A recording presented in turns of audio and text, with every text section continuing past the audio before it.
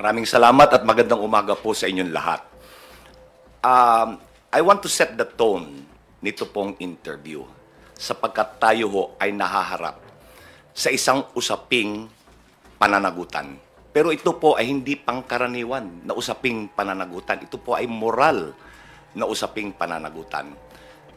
Ito po ay kaakibat sa natatanging proseso na hinaharap ng sambayanan. Ito po ay ang impeachment ng ating pangalawang Pangulo. Bakit ito natatangi? Sa kauna-unahang pagkakataon, sinakdal ang pangalawang pinakamataas na pinuno ng bansa sa pagbabanta sa buhay ng Pangulo, ng unang ginang at ng Speaker of the House. Hindi lang po ito pagbabanta. Inamin niya na kumontrata siya ng taong magsasakatuparan ng bantang ito. In other words, may kinontrata na siya na asasino o mamamatay tao. Natatangi rin dahil sa kauna-unahang pagkakataon. Nasakdal din siya sa pangalawang artikulo, which is pandarambong ng kaban ng bayan or plunder. Natatangi because nasasakdal siya sa pangatlong artikulo, malbersasyon ng pananalapi ng bayan. Natatangi dahil siya ay nasasakdal sa pagtataksil sa saligang batas. And finally, natatangi dahil sinakdal siya sa mga karumal-dumal na krimen. Ngayon, ito pong paglilitis na ito, hindi lang po ang pangalawang Pangulo ang nasasakdal. Nasasakdal din po dito ang institusyon ng Senado bilang isang impeachment court. Nasasakdal din ang buong sambayanan na dapat ay buksan ang mga mata, makilahok sa proseso upang sa gayon ay matugunan ang mga pag-aagam-agam at mga katanungan. With that, I'm ready to receive your questions. Marami pong salamat. Thank you, sir. We will take the first question from Mela Lismoras of PTV4. Hi, good morning po. Attorney Bokoy. Ay, kumusta? Yes, I'm Mela po from PTV. Sir, unahin ko lang about you. What made you say yes po sa pag-accept ng post nito as spokesperson? And can you just, spokesperson ng House impeachment prosecutors, yung exact term po na pwede namin gamitin? Ako po ang tagapagsalita o spokesperson, wala akong distinction the prosecution panel. So magkasama po dyan ang public prosecutors at ang private prosecutors. Ano nag-udyok sa akin na tanggapin ito? Para ho sa bayan. Kinausap ako ng ilang kaibigan na nasa prosecution panel and sa palagay nila ay ako ay makakatulong para ilahad sa taong bayan kung ano ang sinusugo ng prosecution. Tinanggap ko po after talking to my family. Nasagot ko po? Opo. And may second question lang po. Kahapon kasi, sir, inilabas na ng impeachment court, ng Senate impeachment court, yung isinumite ng kampo ni Vice President Sara Duterte na buong listahan ng kanilang mga magiging abogado dito nga sa paglilitis. And speaking of, kanina nga nabanggit nyo na kayo ay pangkalahatan na tagapagsalita ng House Prosecution Team. Sa panig po ba ng House Prosecution Team, kailan kaya natin papangalanan lahat ng kasali at kung if pwede na nating banggitin, sino po ba yung mga magsisilbing private prosecutor? Sa panig po ninyo, kailan ito? At medyo compound question lang. Anong ibig sabihin po nito na nagsumite na rin yung kampo ni Vice President Sara Duterte ng kanilang mga abogado? Ano po yung ibig sabihin nito para sa trial? Ibig sabihin po nito na naglahad na sila ng kanilang entry of appearance. Ibig sabihin nito ay handa sila na dumaan sa paglilitis. Ngayon, yung inyo pong isang pangalawang katanungan, kailan ho natin papangalanan yung mga private prosecutors? All in due time. Okay, thank you po. Thank you. Salamat din po. Thank you, Mela. Billy Vegas from Abante Politico. You're recognized. Attorney, magandang umaga po. Attorney, tanong ko lang, meron po ba kayong bayad doon sa Wala po. pagiging... Gaya po na sinabi ko, ako po ay pinakiusapan kung maaring tumulong. Hindi ko na po kinakailangan ng bayad. Para ho sa bayan to.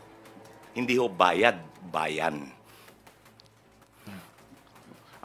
Next question ko po.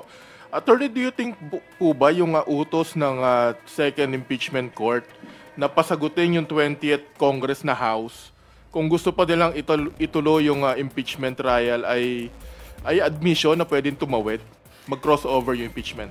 Okay, sa aking pong pananaw at sa pananaw ng prosecution panel, there's no such thing as crossover. Yun ang sinasabi nila na nagtapos ang 19th Congress. Ang natatapos po ay yung legislative work, yung paggawa ng batas. Yung institusyon ng Kongreso, yung institusyon ng Senado, ay hindi po yan nag-expire. Tuloy-tuloy po yan. So, I think it's a misnomer to say that will it cross over? There's nothing in the Constitution that says crossover. In fact, sa ilang decided cases, gaya po nung Pimentel versus the Joint Committee, sinabi ng Supreme Court na ang napuputol, ang nagwawakas ay ang sesyon sa paggawa ng batas. Hindi yung institusyon na nagsusurvive, tuloy-tuloy. Nasagot ko po ba? Thank you. Isa pa po. Last. Hypothetical question lang po. What if i-dismiss po ng Senate Impeachment Court yung complaint, yung case, nang hindi man na nag-hearing? Wala ho sa saligang batas yan. Yan ho ay betrayal. Yan ho ay hindi alinsunod sa ating saligang batas. Sapagkat, unang-una, I'm assuming ang inyong tinutukoy ay yung motion to dismiss na inilahad ni Senator Bato de la Rosa. Ang hukom po, hindi nagmo-motion. Ang nagmo-motion, yung mga partido. Yung mga grounds na binanggit ni Senator de la Rosa, yun din po yung grounds na iniakit nila sa Supreme Court. So, ang nangyari, si Senator de la Rosa, umaaksyon na parang defense counsel. Ayon ho sa saligang batas, kapag nailatag ang articles of impeachment, dapat agad-agad mag-proceed sa trial. At dapat bigyan, iserve ng writ of summons ang impeached official para maglahad ng sagot or answer, not a motion to dismiss.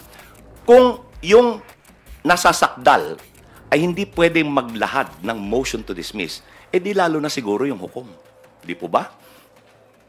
Dahil ang sinabi po ng saligang batas, ang kapangyarihan ay to try and decide the case. To try, ibig sabihin po ay maglitis. Pangalawa, ang ginamit po ng saligang batas na lengguwahe, trial shall forthwith proceed. Trial. Hindi ho sinabi ng saligang batas na ang kapangyarihan ay to hear and decide. Mas malapad po ang saklaw nung legal term na to hear. Ang legal term to hear means to ascertain whether or not the articles or ang reklamo is worth pursuing. In other words, may basihan ba yung sakdal? Hindi ho sinabi ng saligang batas to hear. Ang sinabi ng batas, to try and decide. Ganhon ho ka-eksakto ang lengguwahe ng saligang batas ukol sa proseso ng impeachment. Thank you po. Salamat din sa tanong. Thank you, Billy. Let's proceed with the next questions from Tina Panganiban Perez of GMA7. Good morning po, sir. Morning. Sir, prior to your appointment as spokes of the PROSEC panel, have you ever assisted them in any capacity?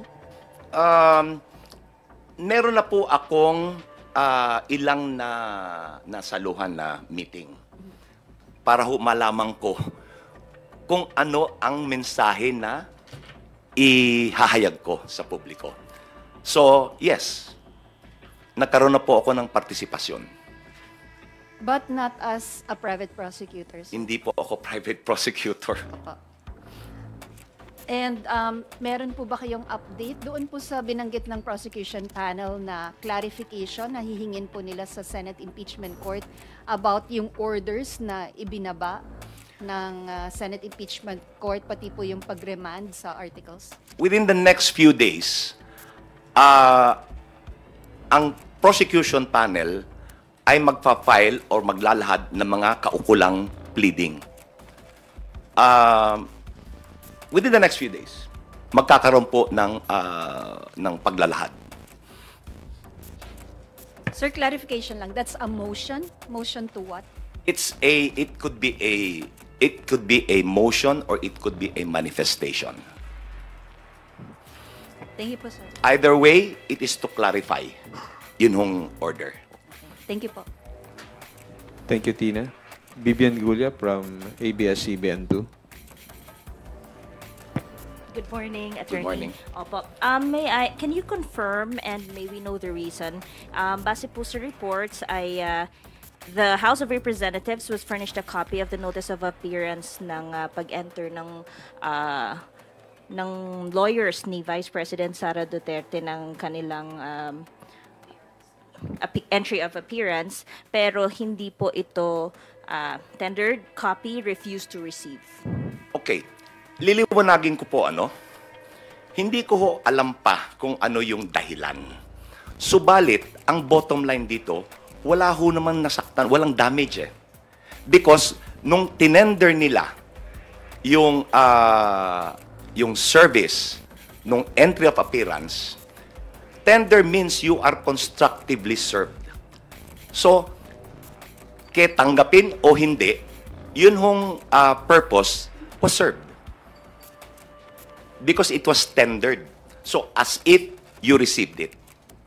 Pag tender po kasi, iniiwan yung dokumento, kaya tender. Kaya naman tender kasi hindi nila in-acknowledge na tatanggap nila. But nonetheless, gaya ng sinabi ko, no harm, no foul. Wala hong nasaktan dito, walang naagrabyado.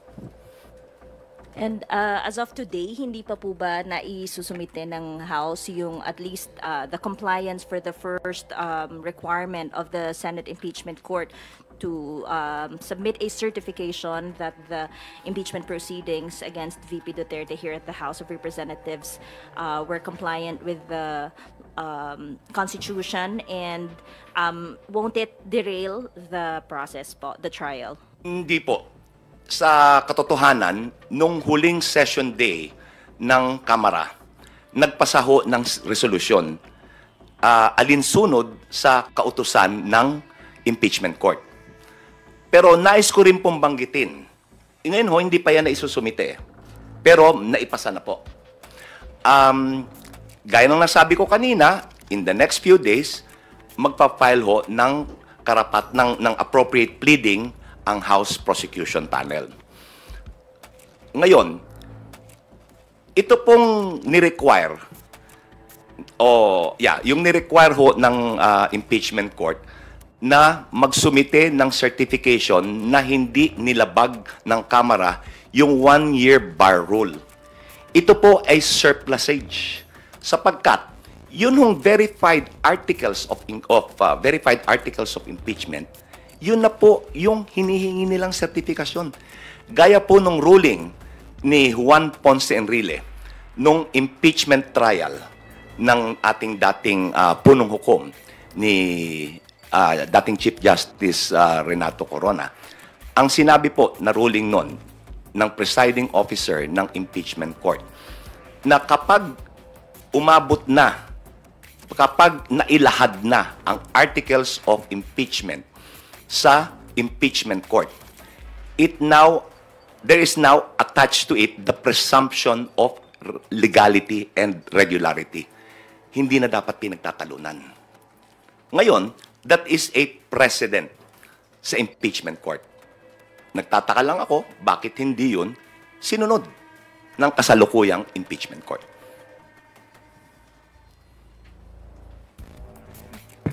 Bali, sir, i-comply pa po ba ng House tong requirements, or in the House prosecution's opinion, hindi na po kailangan at hindi ito makaka-derail sa trial kahit hindi sundin itong mga requirements?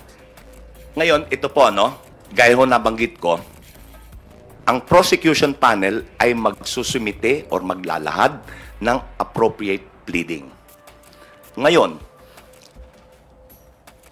I assure the public that if the House prosecution panel will not be or not provide reason for any delay.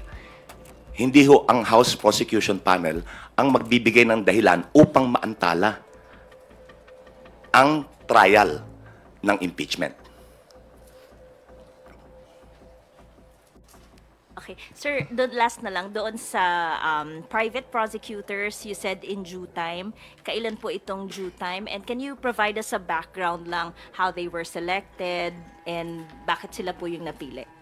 Ang alam ko po, ang private prosecutors ay mga abogadong nagboluntaryo ng kanilang serbisyo.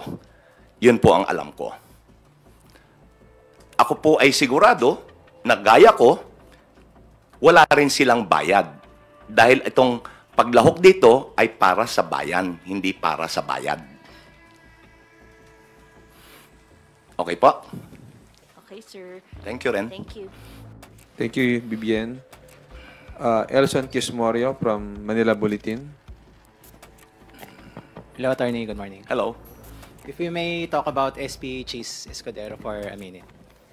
Apparently, former Chief Justice Renato Puno is saying na SP Escudero may have exercised grave abuse of discretion.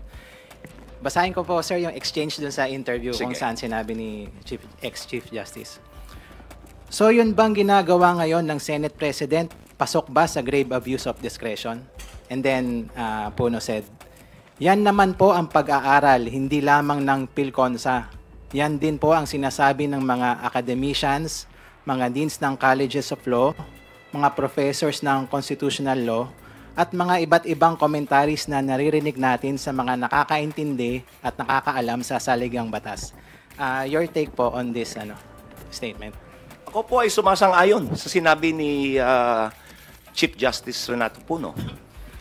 Sapagkat ang mga naging actuation and ruling ni Senate President Chis Escudero as the presiding officer of the impeachment court ay wala ho sa saligang batas yan. Kagaya po ng pag-remand. Hindi po ang pag-remand, ibig sabihin, yung lower court should reconsider. Gaya po na nabanggit ko kanina. Wala hong salitang remand sa impeachment.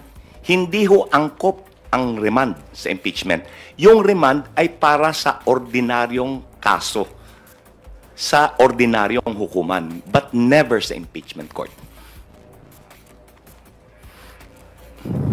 As a follow-up, Attorney, I think SP Escudero is somewhat dismissive of PhilConsa just because the President is Speaker Romualdez. Your take po. I agree. Is that fair? Is that fair? That's not fair. Because you judge the position based on the merit of what was said. Hindi yung personalidad. Sa palagay nyo ba, si Speaker, iba ho ang posisyon niya, iba ang posisyon, Presidente, Chairman ng PhilConsa. Sa palagay nyo, si Speaker Romualdez ay kayang impluwensyahan ang pag-iisip ni dating Chief Justice Puno? I don't think so. In much the same way that Chief Justice Puno will not and cannot influence the mindset of the Speaker of the House.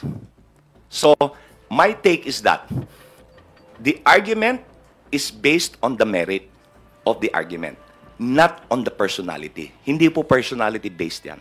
Merit-based. Another one. Attorney, do you agree with SP Escudero's statement na parang the Senate Impeachment court daw has no limit to what they can do, No? to what motion they can pursue. Hindi po. Meron pong limitasyon. Ang limitasyon ay ang ating saligang batas at ang kanilang sariling impeachment rules.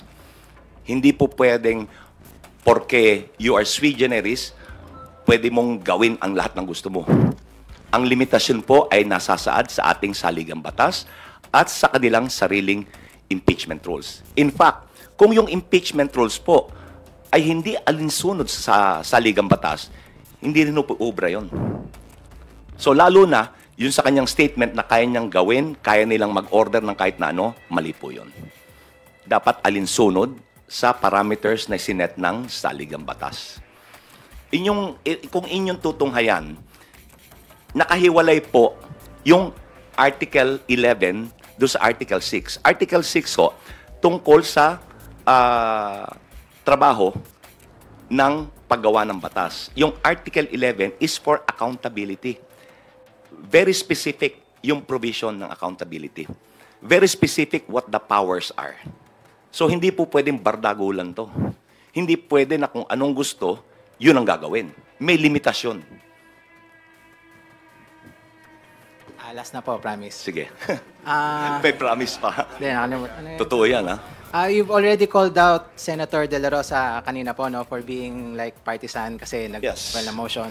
Pero hindi lang naman po siya yung perceived na partisan doon sa Senate impeachment court. So, are you worried about that? Ganito po, ano? We will give them the benefit of a doubt. Sapagkat, alam po naman nila yung batas eh. Alam nila kung anong ginagawa nila eh. Nanumpa sila that they will administer impartial justice. Ngayon, tignan po natin kung talagang tutuparin nila yung pinanumpaan nila to deliver impartial justice. The cold neutrality of an impartial judge. Tignan natin. Talagang promise, huli na yun, ano? Okay. Thank you, Elson. Okay, Milky Ergonan from DCRH. Good morning, Attorney Bukoy. Gandang maga po. Can you, how do you describe the composition of the defense team? Kilala ko po yung mga name partners dyan dahil we are contemporaries sa UP College of Law. Ginagalang ko ang kanilang kakayanan. And I think the Vice President is in good hands.